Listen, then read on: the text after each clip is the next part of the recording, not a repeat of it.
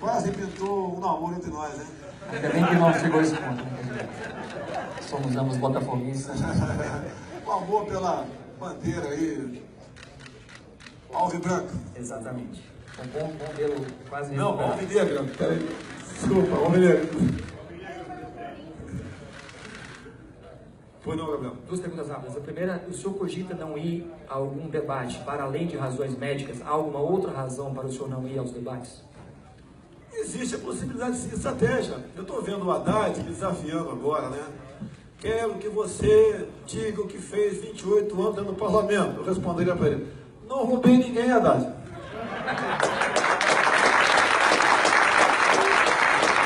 Compartilho com o Haddad, enquanto ministro da Educação, daquele tal kit gay. Nada contra os homossexuais. Cada um vai ser feliz da maneira que bem entender. Mas em querer impor nas escolas precocemente que as crianças despertem para o sexo, não, Haddad. Haddad, eu queria fazer uma pergunta para você. Você, presidente, você aceitaria que o crime organizado continuasse no comandado dentro dos presídios?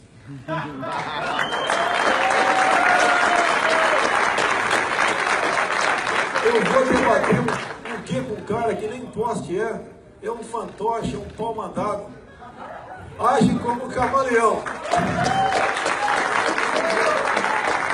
Quarta pergunta. Age como camaleão. As cores do PT agora são verde e amarela. Eu ouvi o Haddad falando em família. Quarta Eu ouvi o pergunta. Haddad falando em Deus. Eu fico com vergonha. Ele está cumprindo a risca o que o Lula manda ele falar. Haddad não é de esquerda, Haddad é de direita. Haddad agora quer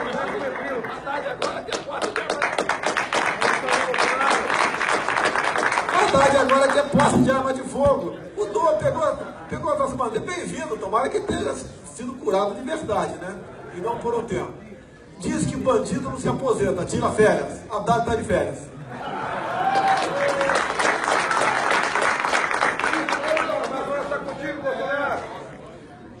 Quarta pergunta, Folha de São Paulo, Thalita.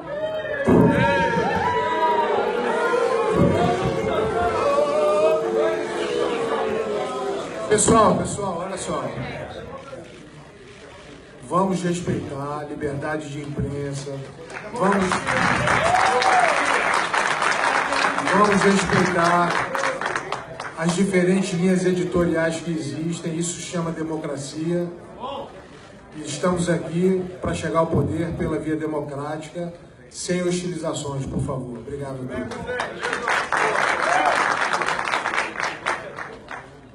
Candidato, boa tarde.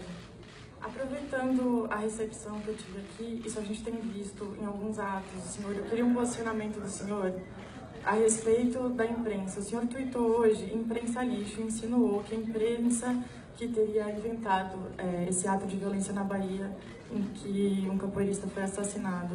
O senhor acha que isso não contradiz o senhor dizer que defende uma liberdade de imprensa e que é contra o discurso de ódio? Eu queria um posicionamento do senhor sobre isso. Então, primeiramente, eu gostaria que a Folha de São Paulo, para mostrar que é uma imprensa séria, de verdade, publicasse com letras garrafais que a senhora Valderice, que mora na Vila História de Mambucaba, distrito de Angra dos Reis, quando vocês a acusaram de ser fantasma, segundo o boletim administrativo da Câmara dos Deputados, de 20 de dezembro do ano passado, ela estava de férias até o final do mês de janeiro. Isso chama-se responsabilidade. Humilharam uma senhora, filha de negros, num local pobre. Então vamos lá. Lamento o episódio ocorrido na Bahia. Tá? Pelo que eu vi agora, o assassino, e não pode ser outro tratamento para ele, dizendo que o motivo não teria sido uma briga política, teria sido outro problema. Mas não interessa qual o problema. Não podemos admitir esse tipo de crime, ou melhor, crime nenhum. E se porventura ele nega que tenha sido por questão política, se porventura tenha sido uma pessoa que votou em mim, logicamente não vai votar mais agora. Dispensamos esse tipo de voto. Não queremos a violência. E quem quer que seja, tenha votado em mim ou não, cometeu um crime, vai ter que pagá-lo. Agora, não fique nesse fake news, se o meu pessoal disseminasse ódio. Afinal de contas, quem levou a facada fui eu.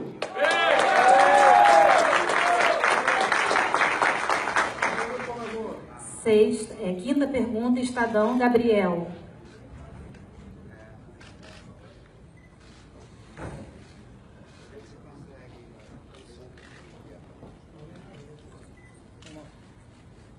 Boa tarde, candidato. Eu queria perguntar para o senhor qual é a sua avaliação sobre o racha do PSDB nesse segundo turno e se o senhor planeja apoiar o João Dória em São Paulo.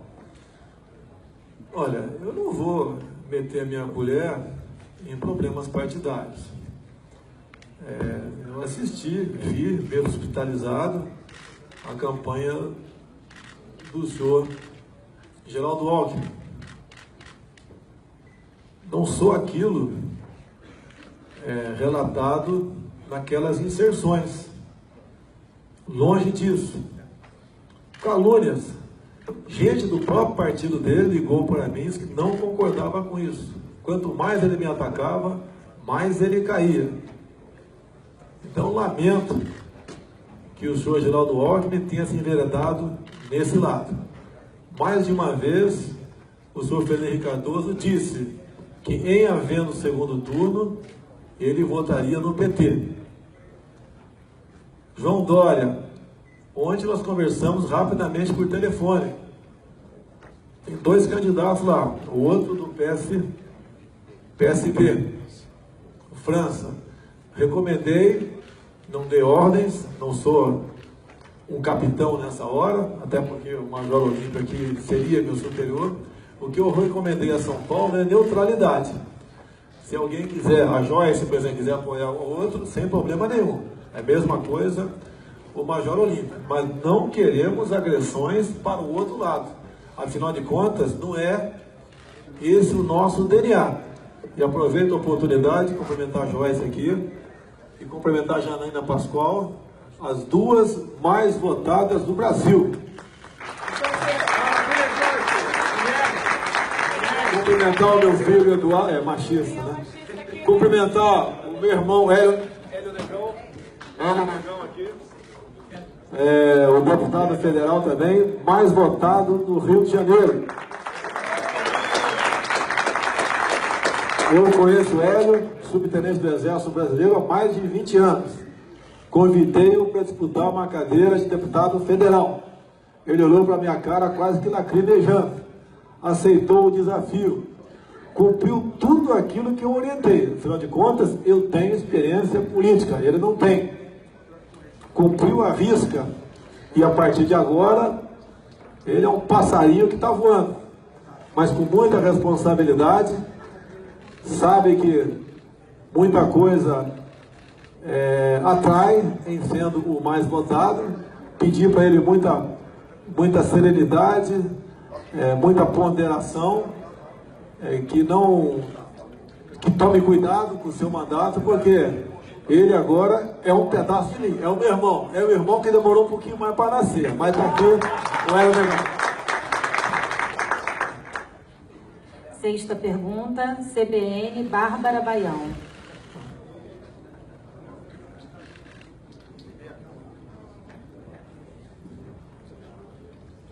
Candidato, boa tarde. Essa é a primeira eleição, comparada às recentes, né, do país, que os 2 candidatos que foram ao segundo turno tiveram que ir à TV logo no primeiro dia de segundo turno garantir que vão respeitar a Constituição. Queria saber o que o senhor acha dessa campanha, se realmente é uma campanha dentro da normalidade. Olha, eu não propus constituinte. Eu não propus montar no plano de governo, eu falei. Terceiros falaram, botar na minha conta. A questão do 13º. O vice falou que a estrutura remuneratória no Brasil é uma jabuticaba, citou o 13º. Em nenhum momento ele falou que ia acabar com o 13º.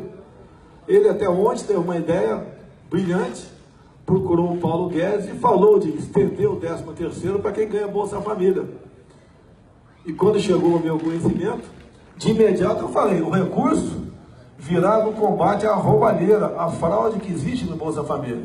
Então, parabéns ao general Mourão, da propositura do 13º para quem ganha Bolsa Família, sem criar nova despesa. Muito pelo contrário, eu acho que a economia será muito maior que os 2,5 bilhões que seriam gastos aproximadamente com o pagamento do 13º. Saideira. TV Globo, Ari Peixoto.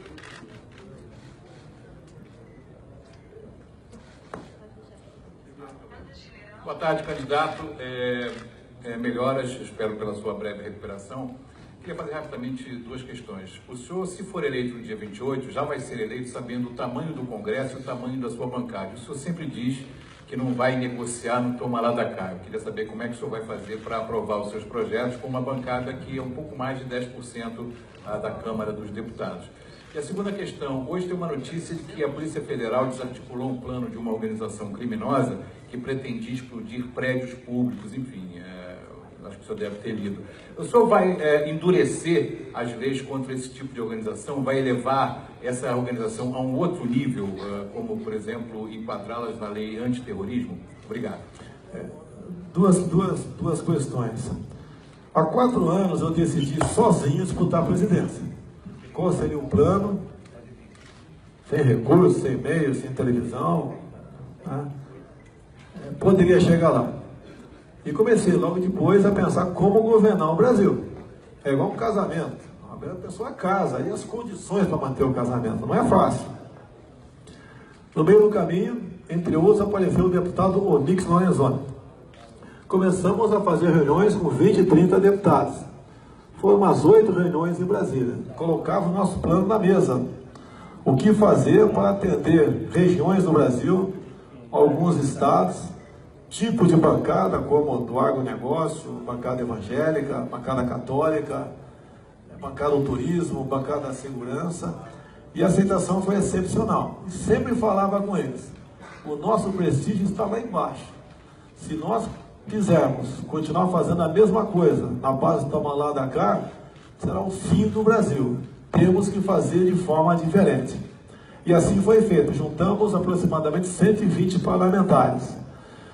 Uma semana antes das eleições, no primeiro turno, me procurou a senhora Tereza Cristina, deputada federal, pelo DEM de Mato Grosso do Sul, presidente da Frente Parlamentar da Agricultura. Trouxe um manifesto onde 260 e poucos parlamentares hipotecavam, já no primeiro turno, apoio ao nosso trabalho. O meu compromisso com eles, que era